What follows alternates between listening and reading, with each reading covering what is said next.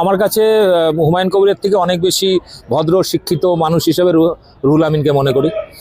এবং তার যে সামাজিক দীর্ঘদিনের কাজ, বিগত প্রায় 15-20 বছর ধরে তিনি যে সামাজিক কাজকর্ম করেছেন, আমার মনে হয় তার যে ভক্তকুল আছে বা সমর্থক আছে, হুমায়ুন কবিরের অন্ধভক্তদের মতো মূর্খ নয়। বা একটা বাবরি মসজিদের মতো একটা বিতর্কিত ইস্যুকে উত্তরপ্রদেশ থেকে টেনে এনে কয়েকদিনের জন্য মানুষকে খুব তাতিয়ে ভিড় করে দিলাম, ভাবলাম হয়তো ভোটে জিতে গেছি। ভোট কিন্তু অত সহজ জিনিস নয়। 100টা সিট পেলে মসজিদ করবে বলেছে। ও তো বলেছে নাকি 11 তারিখ থেকে মসজিদের কাজ শুরু হবে, মানে আগামী পরশুদিন থেকে। এবার তার আগে তো উনি বলেছিল যে 100টা সিট পেলে তারপরে করবে। ও সকালে কি বলে বিকেলে কি বলে নিজেও জানে না। এবং সম্প্রতি যে ধরনের কাজকর্ম করছে সেগুলো পুরোটাই ইসলাম বিরোধী।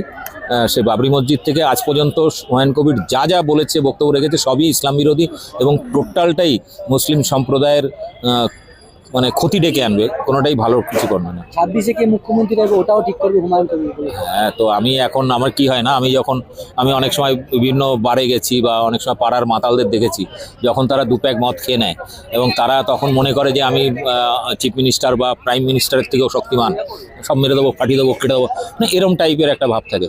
ফলে কেউ যদি নেশার ঘরে থাকে সে বলতেই পারে।